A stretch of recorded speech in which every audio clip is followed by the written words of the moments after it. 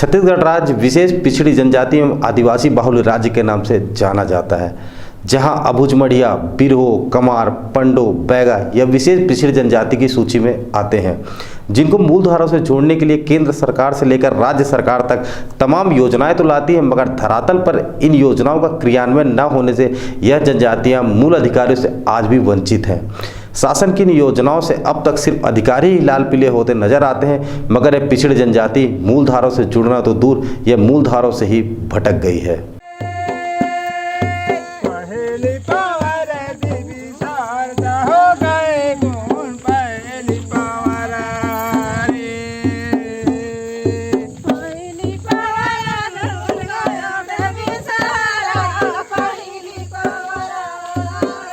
गाँव की योजनाओं के लिए तो बहुत सारी चीज़ें हैं, बट यहाँ नहीं मिल पाती है सर उतना।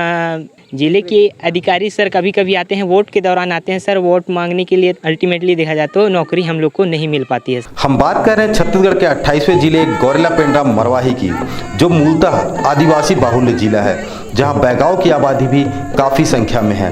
मगर छत्तीसगढ़ राज्य बनने के बाद से यह बैगा आदिवासी अपनी मूलभूत जरूरतों के लिए दफ्तरों के चक्कर काटते नजर आते हैं। क्या कारण है कि यह पिछड़े बैगा आदिवासी आज भी अपने जीविकोपार्जन के लिए दर दर भटकने के लिए मजबूर हैं? क्यों इन बैगाओं की दर्द भरी पुकार जिले में बैठे आला अधिकारियों के कानों तक नहीं पहुंचती है?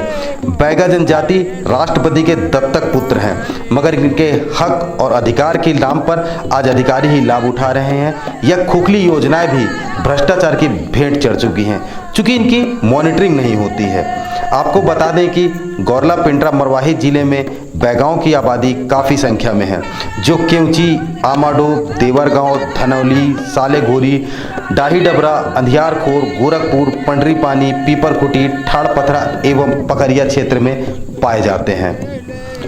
महत्वपूर्ण बात यह है कि मानव विकास से लेकर आधुनिक विकास के हमने कई सोपान पार किए हैं, मगर यह जनजाति आज भी वहीं खड़ी है जहां से इन्होंने शुरुआत की थी। यह जनजाति जंगलों के सहारे खेती किसानी करते हैं, यही इनके जीविकोपार्जन का एकमात्र साधन है। इन बैगाओं के लिए शासन द्वारा बैगा विकास प्राधिकरण की योजना लाई तो गई, मगर यह योजनाएं अधिकारियों के कागज तक ही सिमट कर रह जाती है। आज भी इन बैगाओं के पास पीने के लिए पानी, सड़क, बिजली जैसे तमाम सुविधाओं से वंचित हैं। यहाँ तक कि उज्ज्वला गैस के सिलेंडर भी इन बैगाओं को नहीं मिल पाए हैं। यह बैगा चूल्हे से ही खाना बनाने को मजबूर हैं।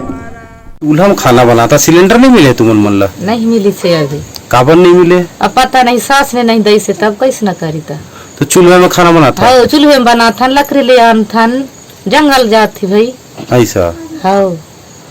अब सवाल यह खड़ा होता है कि जब शासन और प्रशासन बैगाओं के विकास के लिए तमाम दावे करते हैं, तब यह दावे इन शासन और प्रशासन में बैठे आला अमले को मुँह चढ़ाते हुए नजर आते हैं।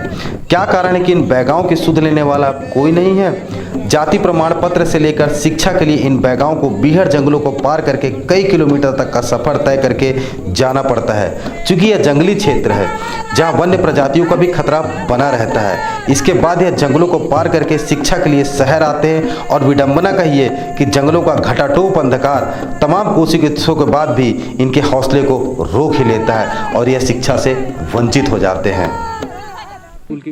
शिक्षा के लिए सर सबसे पहले मैं ये बोलना चाहूँगा कि हम लोग के निकट में ही कोई आवासीय विद्यालय होना चाहिए सर। इससे क्या है कि जो हम लोग के जो ग्रामीण क्षेत्र के अंचल में रहने वाले जो विद्यार्थी हैं, उन लोग भी इससे शिक्षित होंगे और बाकी लोग को भी एक प्रेरणा का स्रोत बनकर निकलेंगे, तो कहीं ना कहीं हम लोग के गांव का विकास हो सकता है सर। आखिर कब तक इन बैगाओं से इनके अधिकार को छीना जाएगा? कब तक यह बैगा अपने अधिकारों के लिए दर दर भटकेंगे? आखिर कब इसकी सुध लेने वाला कोई आएगा ताकि यह मूल धाराओं से जुड़कर खुद को समाज का हिस्सा मानेंगे? इसके लिए शासन और प्रशासन को जागरूक होना पड़ेगा और इन्हें बचाना होगा, इस विलुप्त होती जनजातियों को, जो हमारी संस्कृति है और हमारी धरोहर है, जिनका संरक्षण और संवर्धन अब शासन और प्रशासन के हाथों में है। अब देखना यह होगा कि प्रशासन इन बैगाओं पर ध्यान देता है या फिर हमेशा की तरह अपने आप में मशगूल रहता है।